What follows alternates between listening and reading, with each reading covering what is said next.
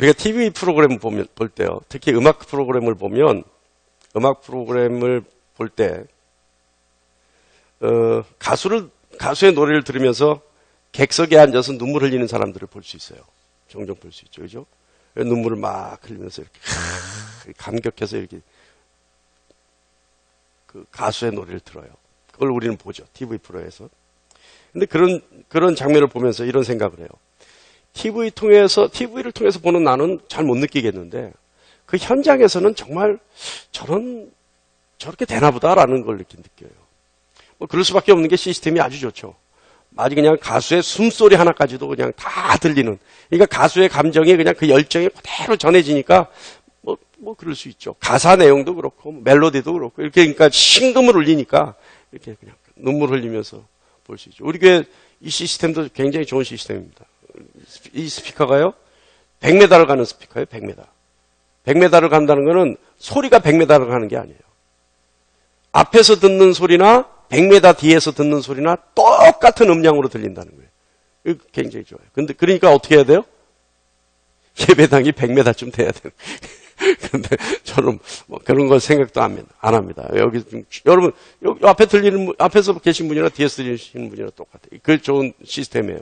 그러니까 나중에 우리가 미래하는 크리스마스 할 때 성도님들이 아주 노래 잘하는 분들이 오셔서 해야 되겠죠. 그죠? 그래야지 감동스럽게. 이번에 기대하세요, 여러분. 크리스마스, 미래하는 크리스마스 기대하셔도 좋습니다. 지금 조혜련 집사님이 열심히 섭외하고 있어요. 프로들을 섭외하고 있어요. 이번에 한번 기대하셔도 좋습니다. 그러니까 뭐 가수의 숨소리까지 다 들리는 그런 뭐 라이브니까 어때요? 감동해서 흘릴 수 있는 눈물들이죠. 그죠? 그러니까 뭐 감정샘이 자극되니까 그냥 눈물이 나는 거예요. 우린 그 눈물을 보면서 뭐라 그래요? 아, 감동스럽다. 감동스러운가 보다. 또는 야, 정말 눈물이 날 만큼 정말 좋은가 보다. 그러면서 한번 그러죠. 뭐 나도 저 자리에 한번 가볼 만 하겠다. 이런 마음도 있죠. 그 가수의 노래를 들으면서 흘리는 눈물. 그런 종류예요. 그런 의미가 있을 거예요. 우리 조금 전에 예배 시작하기 전에 찬양단이 찬양하는 거 다 따라 불러요. 그죠? 그래서 우리 다 같이 찬양했죠. 예배 때 찬양을 부리거나 기도에서 찬양을 부르면서 눈물 흘릴 때가 있어요. 또 눈물 흘리는 사람을 볼 때가 있어요. 자, 조금 전에 우리가 TV를 통해서 또는 그 라이브 현장에서 가수의 노래를 들으면서 흘리는 눈물. 우리가 찬양을 막 하면서 흘리는 눈물. 이 찬양을 하면서 흘리는 눈물. 이 눈물은 어떤 의미가 있을까요? 이때 뭐 흘리는 눈물 여러 가지 의미가 있을 수 있어요. 내가 죄인인 것을 깨닫고 하나님이 나를 사랑해 주신 것을 너무 좋아서 하나님이 나에게 주신 은혜가 너무 감사해서 그래서 흘리는 눈물.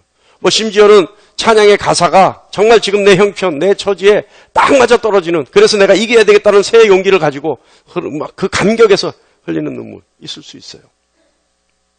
그런데 그때 흘리는 눈물 찬양을 하면서 기도회나 예배나 집회에서 흘리는 눈물 뭐 여러 가지 의미는 있을 수 있습니다만은 그 예배와 기도에서 흘리는 것을 보면서 우리는 한 가지 단어를 떠올릴 수 있습니다. 그 단어가 뭐예요? 충만이다. 단어를 떠올릴 수 있어. 충만하다. 뭐 이렇게. 그러니까 그때는 뭐예요? 뭐가 충만하겠어요? 대답 잘해야 됩니다. 그때 뭐가 충만하겠어요? 은혜가 충만하다 얘기하겠죠. 은혜가 충만하다. 예배 때나 기도회에서 찬양을 부르면서 흘리는 눈물을 보면서 우리는 은혜가 충만하다라고 표현해야 맞아요.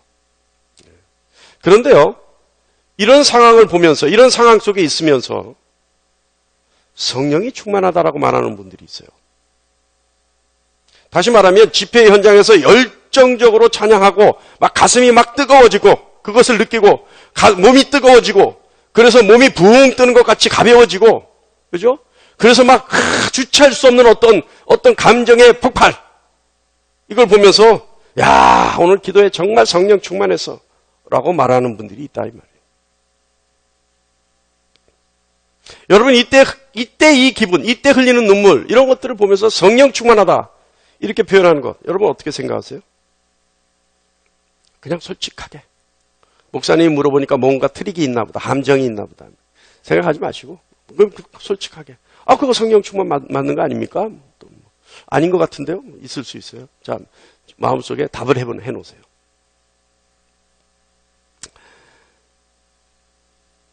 집회 현장에서 느끼는 여러 가지 감정, 잘 들어보세요. 감정. 그 감정의 변화. 그리고 어떤 그 변화의 현상을 보거나 느끼면서 성령 충만하다고 표현하는 것. 감정의, 다시 말하면 어떤 감정의 흥분 상태, 붕 뜨는 흥분 상태로 변해서 그것을 성령 충만하다고 표현하는 것. 저는요, 이때 이 상황을 은혜가 충만하다고 표현하는 것에 대해서는 의의를 제기하지 않습니다. 맞습니다.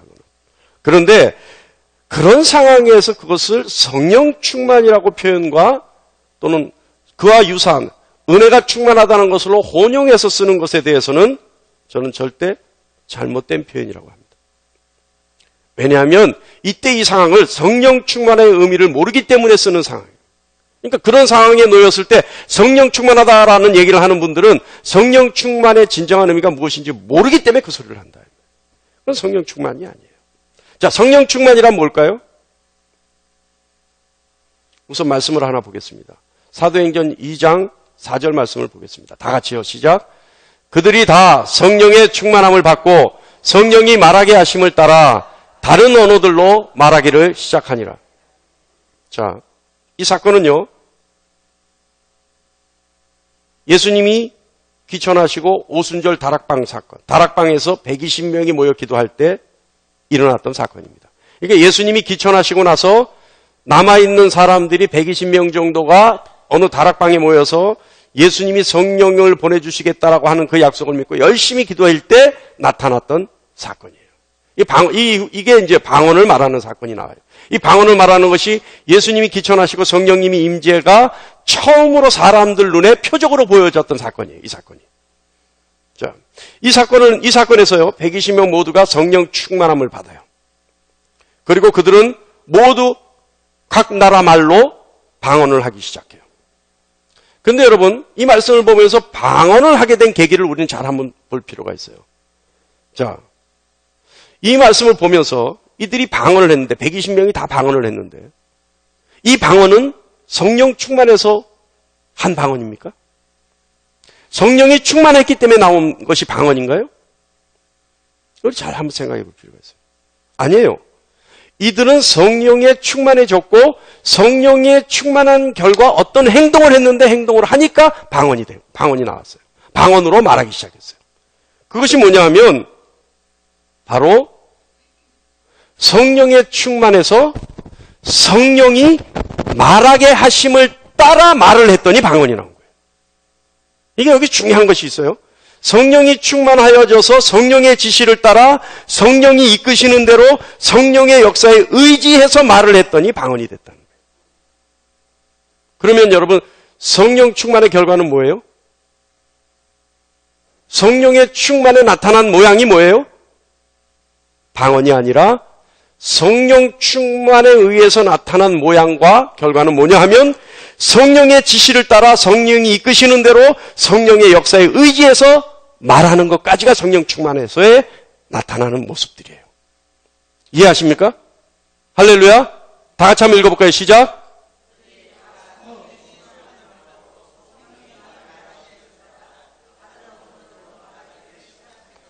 그러니까 5절에 그들이 방언을 하는 거예요. 자, 여기까지. 정리하면 성령이 충만하면 성령의 지시를 따르게 되는 겁니다. 성령이 충만하여 성령의 지시를 온전히 따라 시키는 대로 말했더니 방언을 말하게 된 거죠. 자, 말씀 하나 더 보겠습니다. 또 다른 기사가 하나 있는데요. 누가복음 4장 1절 말씀입니다. 다 같이 한번 읽어볼까요? 시작. 예수께서 성령의 충만함을 입어 요단강에서 들어오사 광야에서 40일 동안 성령에게 이끌리시며. 예수님이 세례 요한으로부터 세례를 받죠. 근데 왜 요단에서 왜 돌아왔을까요?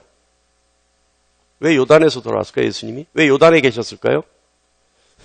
조금 전에 얘기했잖아요. 세례 받으신 거예요, 거기서.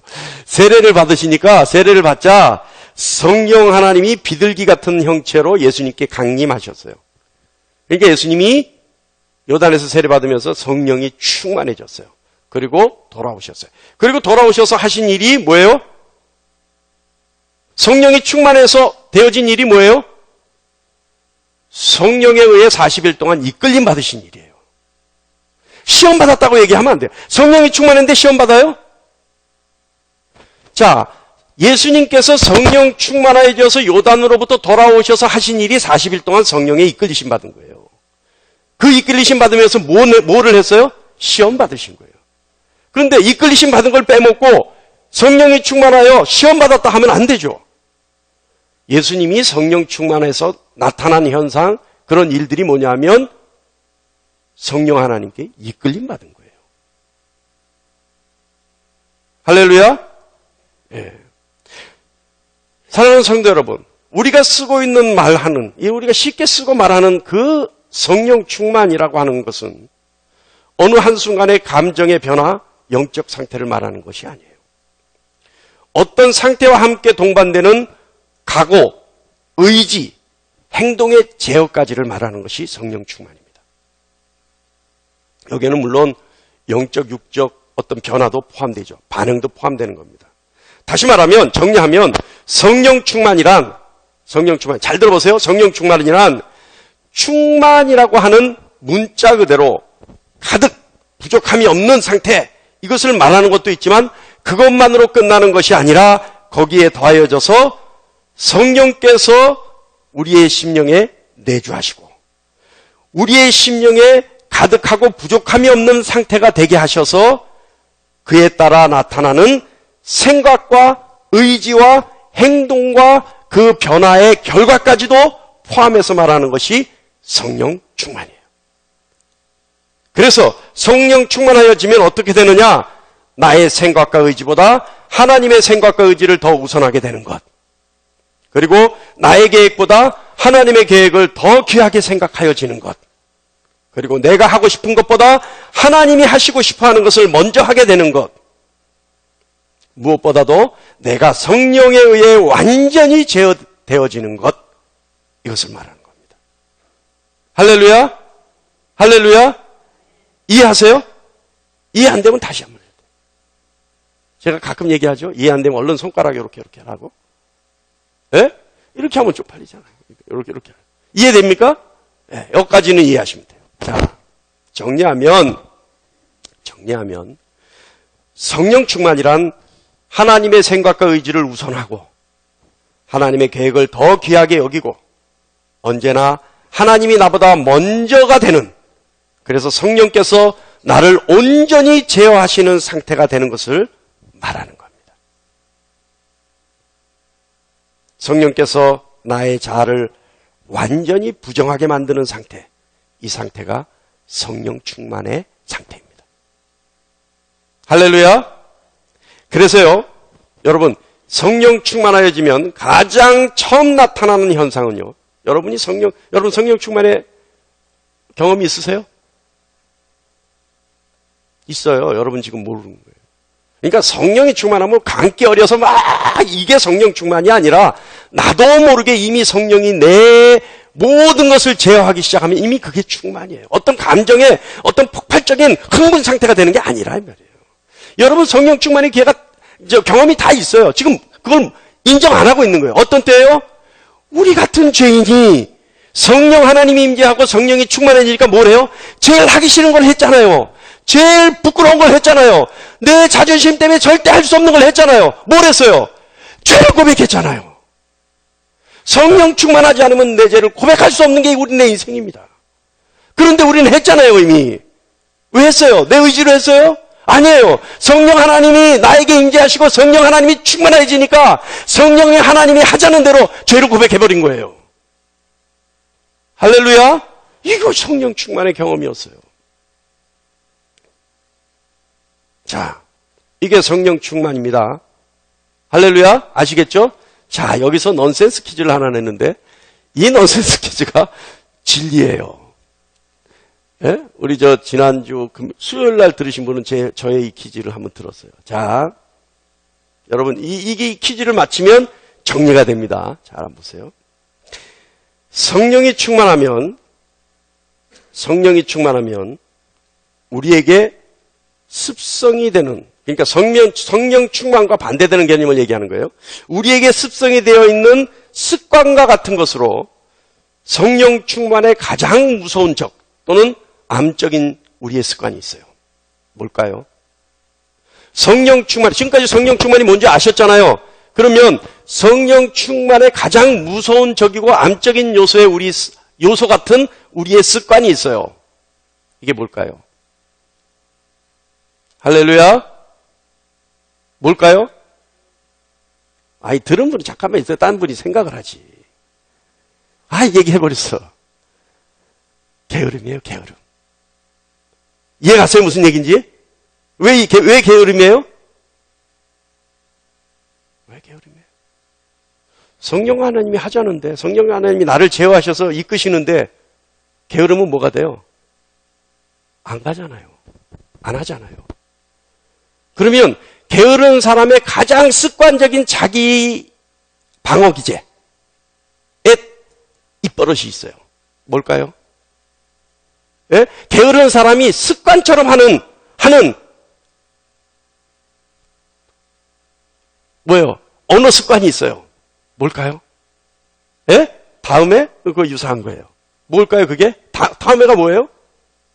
게으른 사람들이 하는 거예요. 핑계예요. 아시겠죠? 그래서 제가 제일 좋아하는 얘기 있지 않습니까? 하고자 하면 방법이 생각나고 안 하려고 하면 핑계가 생각난다. 그죠? 이해가세요, 이제? 이해가세요? 예. 이게 뭐예요? 조금 전에 얘기했듯이 성령 충만에 반대되는 개념인 거예요. 게으름. 게으른 사람은 핑계만 돼요. 자, 그렇다면 이 성령 충만의 이와 같은 관점에서 게으름에 반대되는 개념은 뭘까요? 이 성령 충만이라고 하는 이와 같은 관점에서 봤을 때 우리가 게으름이 암적인 요소라 그랬죠? 성령 충만의 암적인 요소? 그러면 그 게으름에 반대되는 개념은 뭐가 있을까요? 할렐루야. 순종이에요. 순종. 그러니까 성령이 충만하면 뭐가 돼요? 순종이 돼요. 이제 성령 충만이 어떤 의미인지 아시겠습니까? 아시겠어요? 그러니까 성령 충만이라는 단어를 찬양 집회나 어떤 집회에 쫓아가서 이게 성령 충만이 아니라는 거예요. 그거는 그냥 은혜 충만 정도로 제가 그냥 인정해요. 예? 근데 우리가 습관적으로 뭘 해요? 막 이렇게 땀 뻘뻘 흘리고 얼굴 시뻘게 져갖고 나면서 오늘 성령 충만해서 이러고 나온다 이 말이에요. 아니란 말이에요, 그게. 어떤 감정의 기복과 흥분의 상태를 성령 충만이라고 얘기하면 절대 우리 하나님의 역사를 너무 과소평가하고 너무 저급하게 만들어버리는 거예요. 그럼 그것이 유명 젊은, 요즘 뭐예요? 빌보드 차트에 올라가는 방탄소년단이 빙빙빙 할 때, 이거하고 뭔 차이가 있냐, 이 말이에요. 그건 악령 충만이에요? 아니잖아요. 아니란 말이에요. 오늘 본문 말씀을 제가 전하려고 이렇게 긴 서론을 얘기해서 뺑 돌아왔어요. 자, 오늘 본문 말씀은요, 제가 정말 사모하는 말씀이에요. 이 말씀은 진짜 사모해요. 우리 다 같이 한번 읽어볼까요? 시작. 내가 너와 함께 있어 내가 어디로 가든지 너를 지키며 너를 이끌어 이 땅으로 돌아오게 할지라 내가 내게 허락한 것을 다 이루기까지. 자, 지금 자기 성경을 읽을 분들은 저 단어를 하나 빼먹었고 PPT를 보고 하신 분들은 저 단어가 들어갔어요. 뭐냐 하면 가로치고 돼 있는 거 있죠? 저는 그거를 항상 그 단어를 넣어서 읽어요. 예? 다 이루기까지 결코 너를 떠나지 아니하리라. 얼마나 든든해요. 전 이 말씀 정말 사모하거든요. 제가 사모하는 이 말씀이 진짜 여러분에게 다 응하여지기를 축원합니다. 하나님의 이 말씀이 여러분에게 진정 여러분의 삶을 통해 인생 전반에 걸쳐서 매일마다 증거되기를 축원합니다. 자, 이 말씀 우리가 아는 말씀이에요. 이 말씀은요, 야곱이요, 베델에서 하나님으로부터 받은 말씀이에요. 이 말씀에는 세 가지 실천 요항이 있어요. 세 가지 실천 요항이 있어요. 그 세 가지가 뭐냐면 내가 너를 지키겠다. 다시 말하면 나 하나님이 너 야곱을 지키겠다. 나 하나님이 너 야곱을 이 땅으로 돌아오게 하겠다. 나 하나님이 너 야곱을 결코 떠나지 아니하겠다. 자, 이 말씀에서 주는 교훈은 뭘까요? 오늘 목소리가 좀 갈라집니다. 용서해 주십시오. 첫 번째는요, 하나님은 어제나 오늘이나 한결같이 신실하신 분이라는 거예요. 이 말씀에서 우리에게 주신 요인은. 자, 여러분, 신실함이라는 것은 어떤 뜻입니까? 결코 변함이 없다라고 정의할 수 있어요. 그러니까 변함이 없는 분, 신실함, 이거와 상통해요. 그러니까 신실하신 분, 그럼 하나님 변함이 없으신 분. 그런데요, 이 단어를 좀 더 명확하고 정확하게 이해하려면 이 단어는요, 신실이라는 단어는 계약관계에서 나오는 단어예요. 계약관계를 통해, 언약관계를 통해 생각해야지만 정확한 의미를 알 수 있는 단어예요. 자, 하나님은 지금 야곱과 뭘 하세요? 계약을 하시는 거예요. 계약을. 하나님께 야곱에게 약속을 해주시는 거란 말이에요. 그런데 이 약속의 말씀을 보면 하나님이 아브라함과 약속하실 때처럼 아브라함은 하나님께 할 것이 없고 하나님만 아브라함에게 뭔가 해줄 게 있어요. 자, 이게 무슨 의미일까요? 하나님만 야곱에게 지금 해줄 것이 있는 거예요. 하나님만이 야곱에게. 이게 무슨 의미예요? 이거는요, 어떤 뜻이냐 하면 하나님은요, 자의든 타의든 어떤 상황이든 전혀 지금 약속한 이 계약한 이 계약 조항을 어기지 않으실 거라는 확신이 있으신 분이에요. 그러니까 하나님은 자의든 타의든 어떤 상황이든 나는 이 약속을 절대 안 어길 거야 라고 하는, 반드시 지켜줄 거야 라고 하는 뭐예요? 각오가 있는 분이에요. 그리고 그 능력이 있는 분이고 그런 권세가 있는 분이에요. 이 약속은. 그런데 그와 반대로 야곱은요, 어떤 상황과 환경에 따라 또는 자의든 타의든 어떤 조항이 주어졌을 때 어떻게 해요? 어길 수밖에 없는 인생이에요. 그러면 하나님 입장에서 어길 수밖에 없는 그런 인생에게 어길 수 있는 조항을 줘서 어기게 되었을 때 하나님은 어떻게 해야 돼요? 공의로운 하나님은 야곱에게 그 조항을 어긴 것에 대한 책임을 물으셔야 돼요. 어쩔 수 없이. 묻기 싫어도 물어야 돼, 책임을. 그러니까 어떻게 해요? 괜히 쓸데없이 조항을 만들어줘서 야곱이 그것을 어기게 하고 야곱이 그것을 어겼을 때 책임을 묻는 것보다 아예 아무 이행조항도 주지 않고 하나님만 그 이행조항을 받으시는 것이 하나님 보시기에 합당한 거예요. 그것이 하나님 사랑인 거예요. 이해하십니까? 어떤 내용인지? 이런 성품을 가진 분이 신실하신 분이라는 거예요. 할렐루야. 단순하게 하나님만 지킬 조항이 있고 야곱에게는 지킬 조항을 주시지 않으셔서 하나님이 반드시 지켜주실 것이라고 하는 것이 하나님의 신실한 성품입니다 라고 정의해도 좋지만, 그것보다 그 내막에 감추어진 어쩔 수 없이 야곱이 그 조항을 어기게 되고 상황에 따라 어길 수밖에 없는 것이 우리 인생 아닙니까? 그런데 그랬을 때 하나님은 어쩔 수 없이 또 그 책임을 물어야 되고, 이런 하나님이 뜻하지 않은 그런 일이 발생하느니 아예 야곱에게 지킬 조항을 주시지 않는 거예요. 아예. 그래서 나만 조항을 가지고 나만 그 일을 행해주겠다라고 하신 그 마음이 신실하신 하나님. 할렐루야. 그 하나님을 아는 여러분 되시길 바랍니다. 그 하나님을 여러분 마음속에 품으시기 바랍니다. 어떤 분은 그러잖아요. 내가 하나님께 뭘 떼어먹었더니 하나님이 나한테 한 대 때리고. 그죠?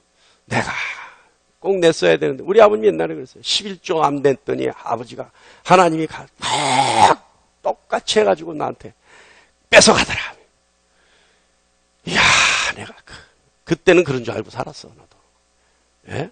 그러니까 우리 아버지는 그냥 공포야, 공포. 11조 내는 게. 그러니까 남한테 돈을 빌려와도 11조 떼어.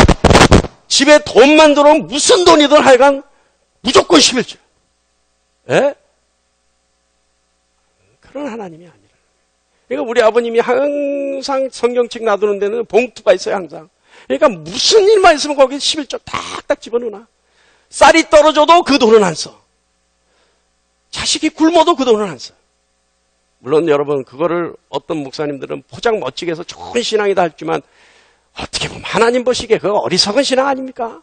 자식이 쫄쫄 굶고 있는데 그거 안 쓴다는 그게 우리 하나님이 그런 하나님이에요? 그런 하나님이에요? 그거 안 쓰고 갖다 줬더니 하나님이 너무 좋아서 기쁨을 이기지 못하는 그런 하나님이세요? 아니에요. 우리 하나님은 신실하신 하나님. 할렐루야. 그 하나님을, 그 신실한 성품의 하나님을 바로 알고 그 바로 아는 하나님을 여러분의 마음에 품기를 간절히 축원합니다. 두 번째는요, 이 말씀이 바로 성령 충만이에요. 이 말씀이 성령 충만. 자, 여러분 보세요. 하나님이 지키시고 이끄시고 함께 하시려 해도 지키시는 하나님을 야곱이 거부한다면, 또 하나님이 이끄심에 야곱이 그저 주저앉아 버리고 말아버린다면, 또 하나님이 함께 하시려 해도 야곱이 하나님을 떠나버린다면 어떻게 하겠습니까?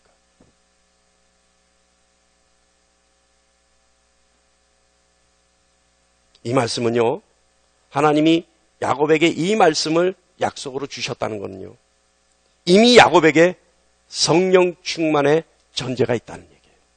할렐루야. 무슨 얘기인지 아세요?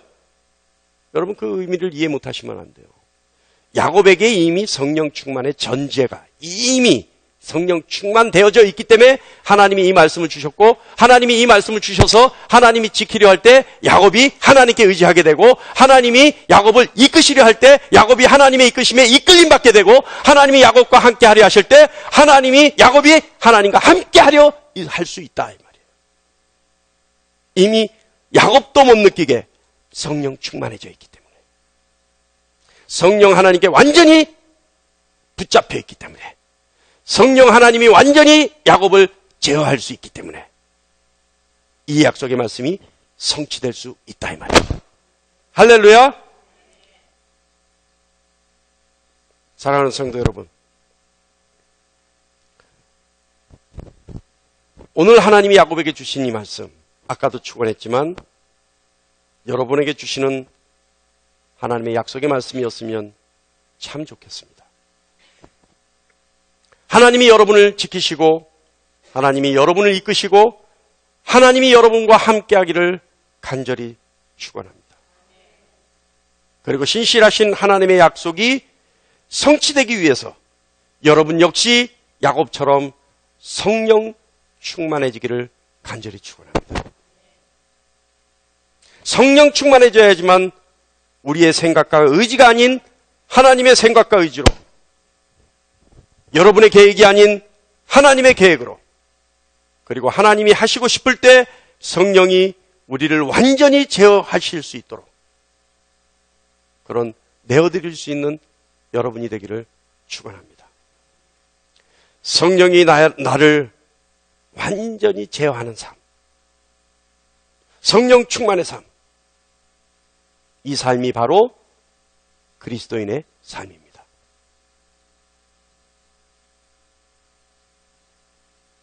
그리스도의 이 삶, 성령 충만한 삶, 성경에 그 성령 충만의 삶을 고백한 사람이 있어요. 바울이 그 삶을 고백했어요. 갈라디아서 2장 20절 전반부에 보면 바울이 이 말씀을 통해 성령 충만의 삶을 고백합니다. 다 같이 한번 읽어볼까요? 시작. 내가 그리스도와 함께 십자가에 못 박혀 죽었나니 그런즉 이젠 내가 사는 것이 아니요 오직 내 안에 그리스도께서 사시는 것이라. 다시 한번 읽겠습니다. 제가 잘못 읽었어요. 다 같이 시작. 내가 그리스도와 함께 십자가에 못 박혔나니 그런즉 이제는 내가 사는 것이 아니요 오직 내 안에 그리스도께서 사시는 것이라. 할렐루야.